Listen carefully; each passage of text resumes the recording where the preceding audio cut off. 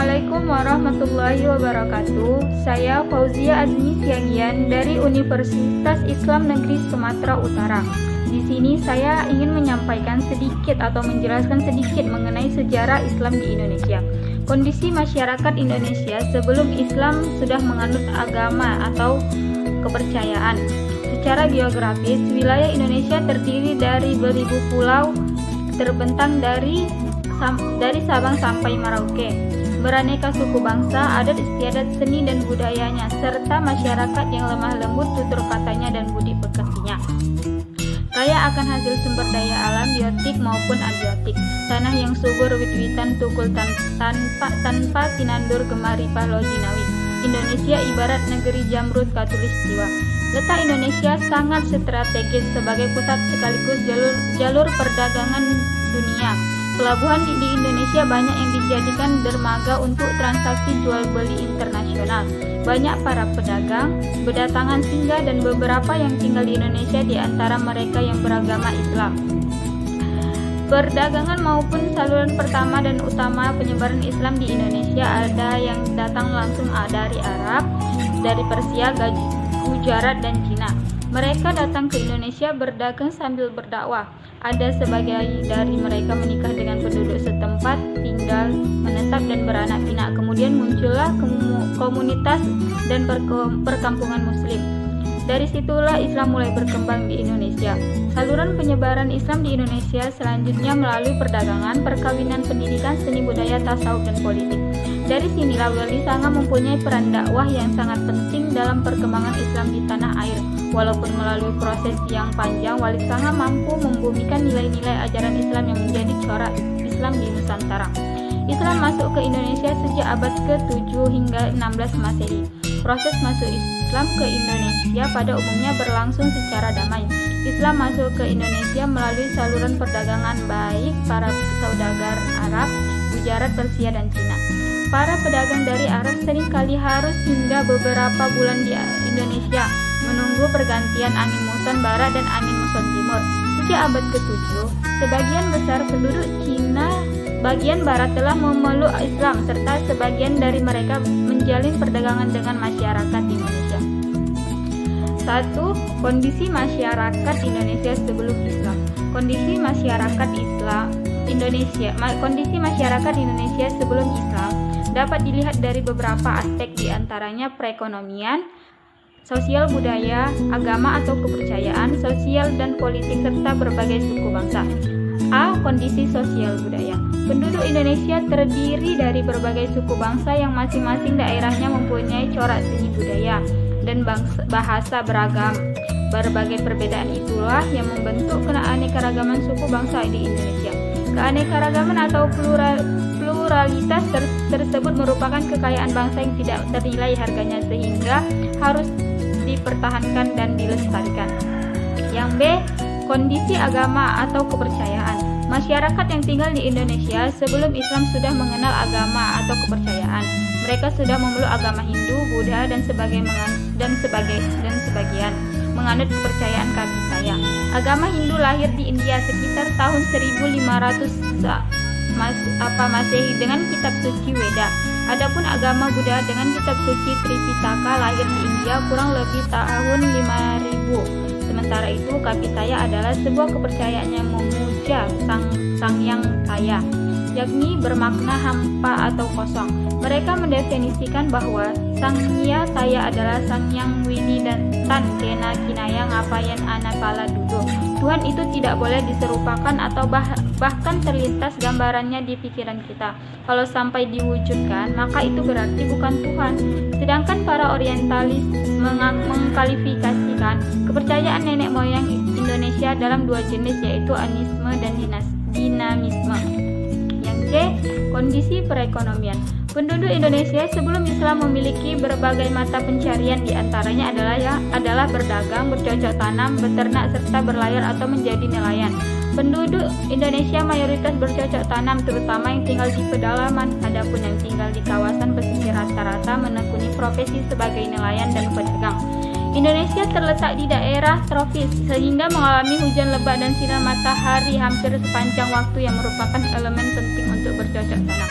Komoditas pertanian dan perekonomian sebagian besar dapat tumbuh di Indonesia yang notabene memiliki tanah subur melimpah. Indonesia adalah penghasil utama dari berbagai produk pertanian tropis. Komoditas pertanian dan perkebunan penting di Indonesia meliputi cengkeh, kayu manis, kayu putih, rempah-rempah, dan lain-lainnya. Lalu yang kondisi sosial politik. Sebelum Islam datang ke Indonesia abad ke-7 hingga ke-12, Sriwijaya mengalami masa kejayaan baik dalam bidang politik, sosial maupun ekonomi. Kejayaan yang dialami Sriwijaya sangat ditentukan oleh letak wilayahnya sebagai kerajaan maritim. Dalam hal ini, Sriwijaya merupakan bagian dari jalur perdagangan internasional sebagai pelabuhan, pusat perdagangan, dan pusat kekuasaan. Sriwijaya banyak dikunjungi oleh pedagang dari Persia, Arab, dan Tiongkok. Namun memasuki abad ke-13, Sriwijaya menunjukkan tanda-tanda kemunduran.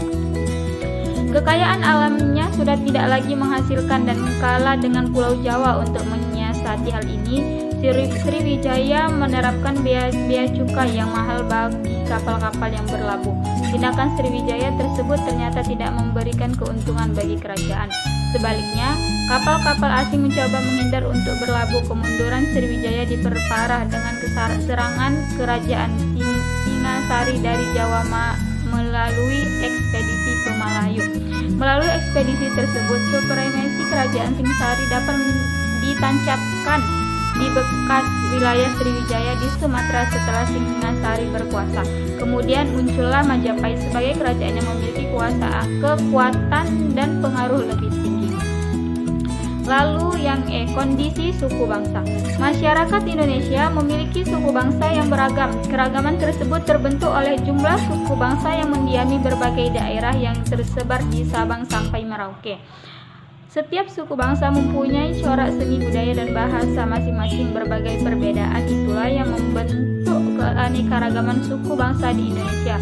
Pluralitas tersebut merupakan kekayaan bangsa yang tidak ternilai harganya, sehingga harus tetap dipertahankan dan dilestarikan.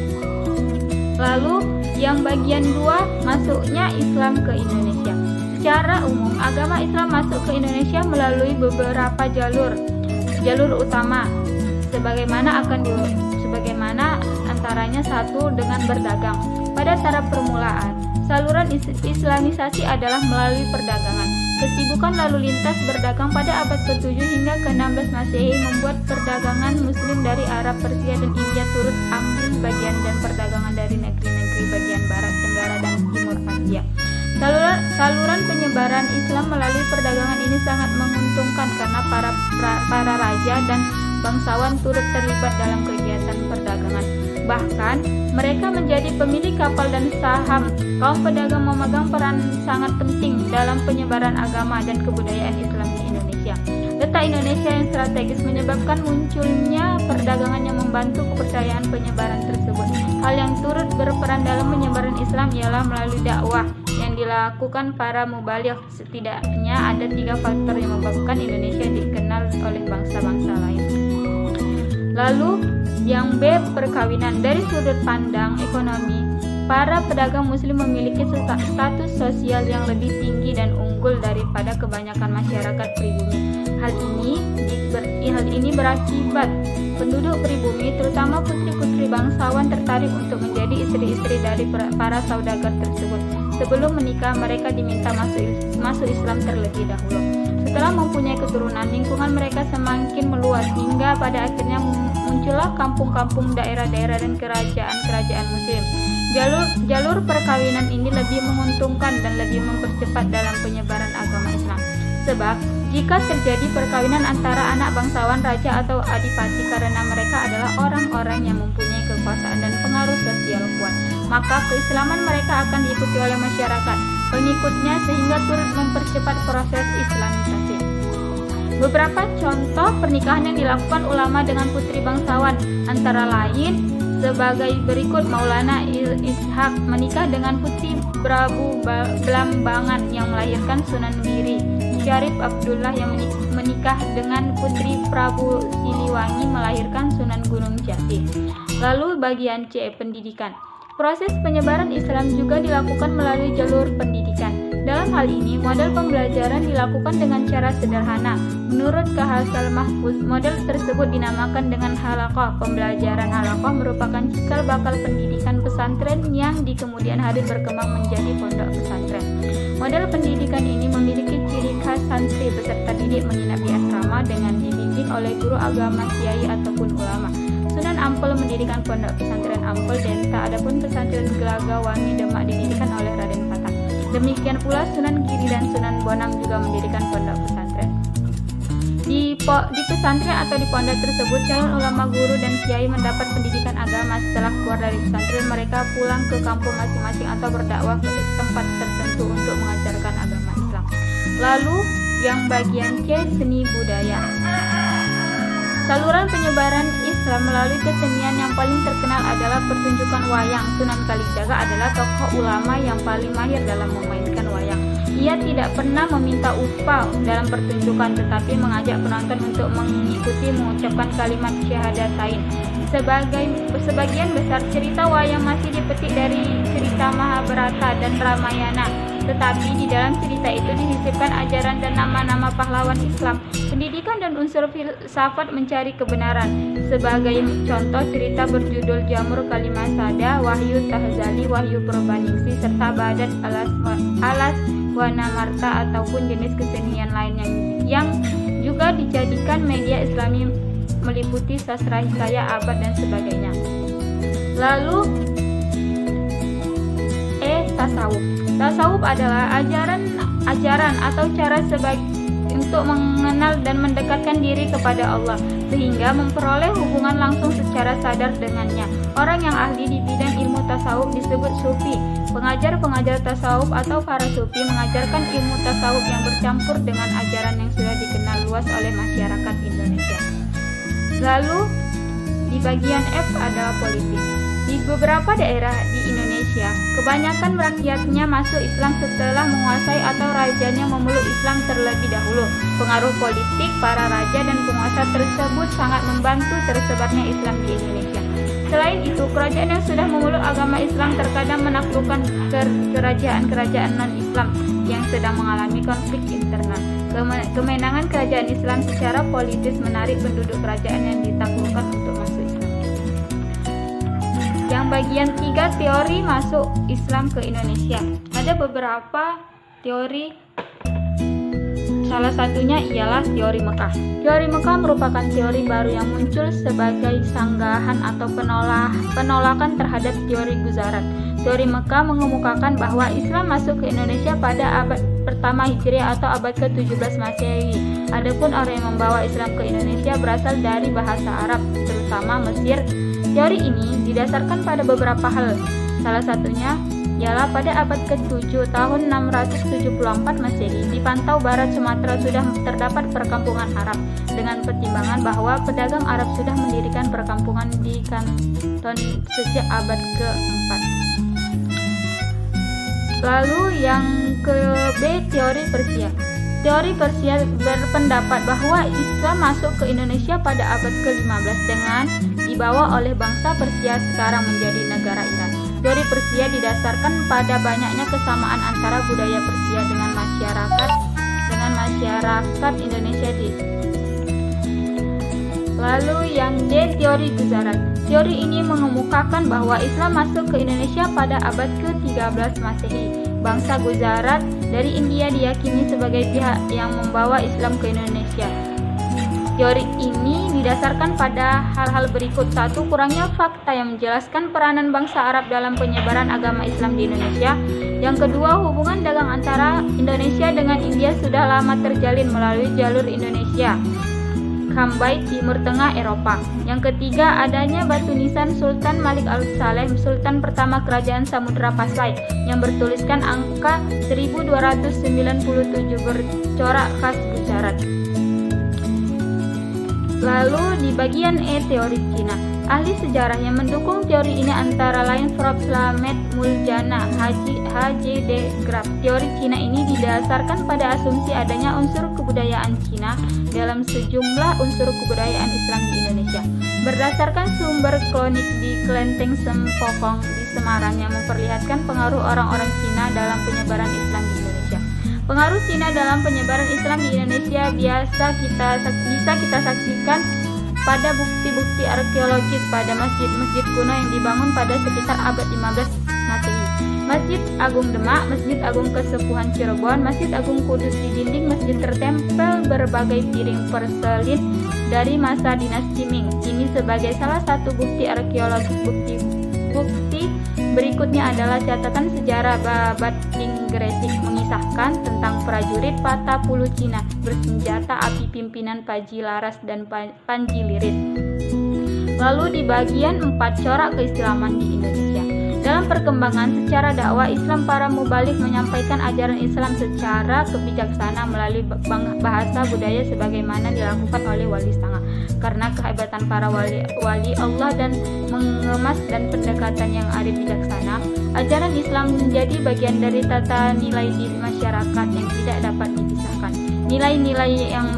Nilai-nilai Islam meliputi segala aspek kehidupan masyarakat Indonesia. Corak keislaman dan keindonesiaan dapat disaksikan dari berbagai aspek kehidupan masyarakat, mulai dari seni budaya, sosial, politik, ekonomi, pendidikan, dan ilmu pengetahuan. Bahkan dalam tatanan bangsa dan beraneka yang masih dapat kita rasakan sampai saat ini. Baik politik, seorang periodisasi perkembangan Islam di Indonesia. Ajaran Islam diikuti mewarnai corak politik di Indonesia. Hal ini dibuktikan dengan munculnya kerajaan Islam di Indonesia, seperti Kerajaan Samudra Pasai, Malaka, Aceh, Darussalam, Demak, Pajang, Banten, Cirebon, Mataram, Ternate, Tidore, Goa, Salo, dan lain-lain. Bahkan nilai-nilai Islam mewarnai corak pemerintahan dan tatanan kenegaraan berkolaborasi dengan nilai luhur bangsa. Lalu B. Seni dan budaya. Seni dan budaya tidak lepas dari pengaruh nilai-nilai ajaran Islam. Seni bukanlah sesuatu yang diharamkan dalam Islam. Dengan seni, kehidupan manusia lebih indah dan nyaman untuk dinikmati. Kata budaya berasal dari bahasa Sanskerta, yaitu budaya sebagai bentuk jamak dari kata budi yang berarti perilaku. Maka kata kebudayaan dapat diartikan sebagai bentuk yang berkaitan dengan budi pekerti dari hasil pemikiran. Lalu yang C, pendidikan. Untuk menganalisis masuknya pendidikan Islam di Indonesia, maka sangat tepat kiranya untuk menelusuri proses masuknya Islam di Indonesia. Dalam hal ini, Indonesia memiliki letak yang strategis dalam rangka pelayaran dan perdagangan, sehingga menjadi salah satu sarana masuknya ajaran Islam. Para saudagar ulama termasuk wali berperan besar terhadap penyebaran Islam. Mereka pada mulanya mendirikan pesantren-pesantren di sekitar kota pelabuhan atau sebagai tempat transit kapal-kapal dagang guna menyebarkan dakwah Islam. Istilah pesantren sendiri berasal dari ucapan pesantrian, yakni tempat para santri menimba ilmu agama. Lalu di bagian D, perekonomian. Salah satu pilar tegaknya sebuah peradaban, sedikit banyak mendapat corak keislaman. Nilai-nilai ajaran Islam telah berpatri dalam sanubari setiap muslim, apapun profesinya, sehingga di dalam menjalankan segala aktivitas selalu dilandasi karena Allah dan mencari keridhoannya. Sejarah mencatat banyak tokoh muslim Indonesia yang sukses dalam bidang perekonomian. Muhammad Hatta adalah salah satu contoh tokoh muslim yang ikut mewarnai perekonomian Indonesia dengan nilai-nilai keislaman. Ia dikenal sebagai bapak koperasi, di mana badan usaha berbentuk koperasi merupakan saka guru perekonomian Indonesia. Contoh lain adalah Haji Samanhudi, seorang pedagang batik dari Laweyan, Surakarta. Pada 16 Oktober 1905, ia mendirikan organisasi Sarekat Dagang Islam demi mengatasi situasi perekonomian rakyat pribumi yang terpuruk akibat monopoli bangsa asing. Baiklah, cukup sekian.